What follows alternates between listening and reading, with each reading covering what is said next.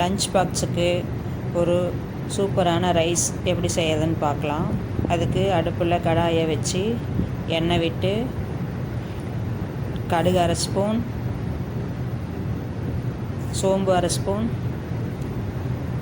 ஜீரகம் 1/2 ஸ்பூன், உளுந்து 1 ஸ்பூன், கருவேப்பிலை ஒரு ரக்கு போட்டு நல்லா கலந்து விட்டுக்கிட்டு நறுக்குன உருளைக்கிழங்கு 1 கப் சேர்த்திக்கலாம். அதுக்கு மிளகாய் தூள் 1 ஸ்பூன், உப்பு 1/2 ஸ்பூன் போட்டு நல்லா கலந்து விட்டுக்கிட்டு மூடி போட்டு ஒரு 5 நிமிஷம் வேக விடலாம். 5 நிமிஷம் கழித்து கிளறி விட்டுக்கிட்டு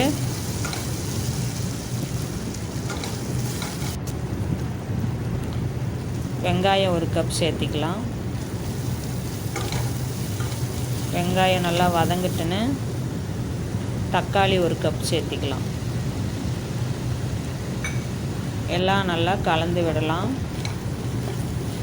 கலந்து விட்டு கொஞ்சம் நேரம் வதங்கிட்டுன்னு மஞ்சள் தூள் 1/4 ஸ்பூன், மிளகாய் தூள் 1/2 ஸ்பூன், மல்லித்தூள் 1 ஸ்பூன், கரம் மசாலா 1 ஸ்பூன் போட்டு நல்லா கலந்து விடலாம்.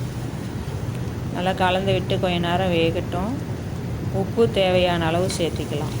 ஏற்கனவே உப்பு போட்டிருக்குது, தேவையான அளவு சேர்த்திக்கலாம். சாதம் 1 கப் சேர்த்தி நல்லா கலந்து விடலாம். இது சூடான ரைஸ்லேயும் செய்யலாம். சாதம் மீதி ஆயிடுச்சுன்னா இது மாதிரி செய்யலாம். கொத்தமல்லி தழை தூவி அடுப்பை ஆஃப் பண்ணிடலாம். சூப்பரான உருளைக்கிழங்கு சாதம் ரெடி. நீங்களும் வீட்டில் ட்ரை பண்ணி பாருங்கள், சூப்பராக இருக்கும்.